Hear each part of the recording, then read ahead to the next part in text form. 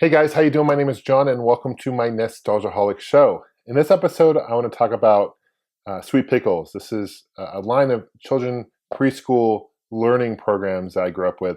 And it's funny looking back on my childhood, and I'm sure it's the same with many of you guys too. There's certain things that you tend to forget, and then when you see something, you see a commercial, you tend to remember, it comes back to you, right? And there's other things in your childhood where you instantly remember and you always remember it and it sticks with you. That's the case with Sweet Pickles.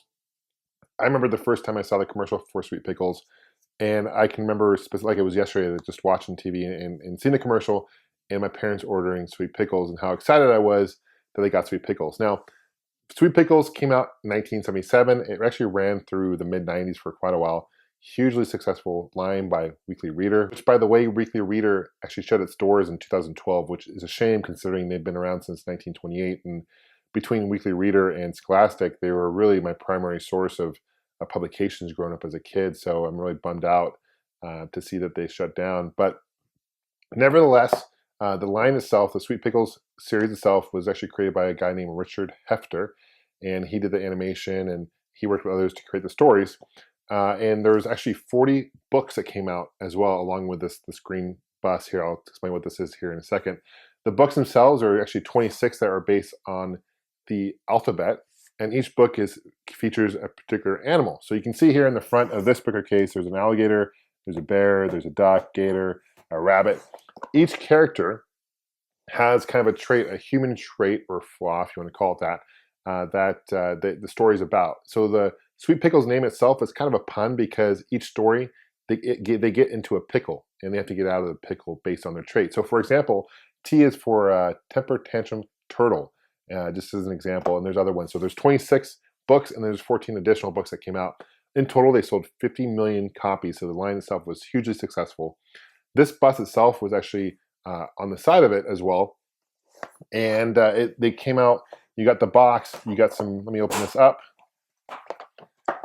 and you got some file cards here, and basically every week they would send you some more information like brochures. And there's different training things. These are geared for ages 2 to 6. So for example, experiment and discovery, magnet magic, and you have to take a magnet, and there's different things and stories and experiments you can do. So the whole idea is to kind of learn different activities and experiments. There's arts and crafts through here too. This thing is just full to the rim. Finger painting plays and rhymes. So arts and crafts, so come play with us. And it talks about, there's a little comic in each one. So these were kind of fun, and I remember using these as a kid. There's also, along with this, they had like a board game, they had stickers, they had a whole bunch of other things. I don't have those anymore. And I don't have the books anymore either. And the books are selling for quite a bit on eBay, which is crazy. But the line itself, Sweet Pickles, as I mentioned before, Richard Hefter, he actually worked on another series for video games, for learning software, for Weekly Reader software, and that was Sticky Bear. If you guys remember this, this is actually a series that came out by Weekly Reader software. This particular one is for Commodore 64, Sticky Bear Math, but they came out also for the Apple II and other platforms during the 80s. I remember going to school and playing Sticky Bear at school, and then it's actually a floppy disk, and then coming home and learning more, and just made learning more fun. And I think that was the whole point of Sweet Pickles, to make learning more fun. The cool thing about Sweet Pickles is, even though it's discontinued, in 2012, the 35th anniversary for Sweet Pickles, they actually released some ebooks so you can get them on Amazon ebook, you can get them on iBook as well, and they released all 26 alphabet books, which is really cool, as a digital format.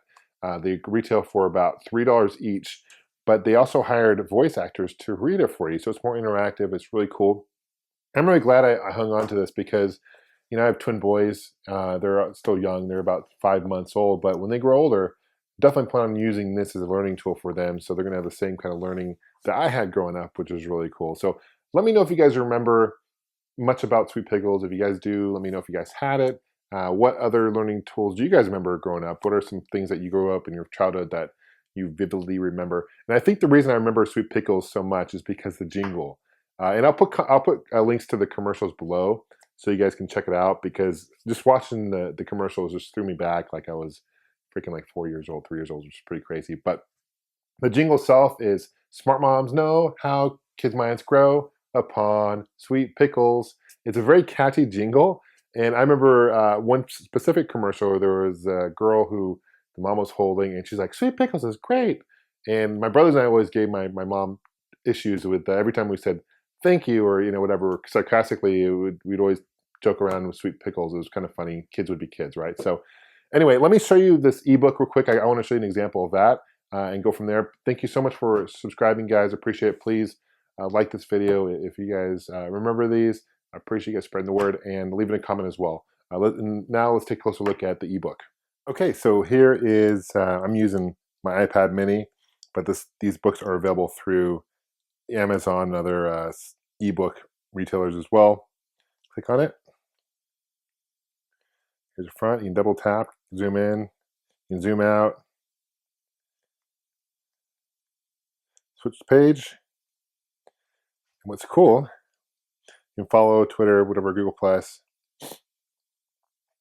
It's called Very Worried Walrus.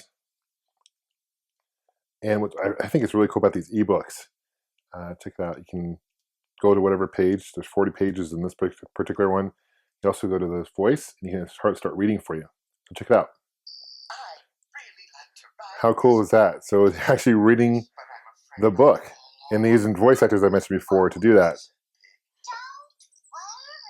And you can scroll over. So that's pretty cool. So anyway, I just want to show you these different ones. Goes to the different stories. Very colorful pictures and everything like that. Anyway, thanks for watching, guys. So we'll see you guys soon. Take care.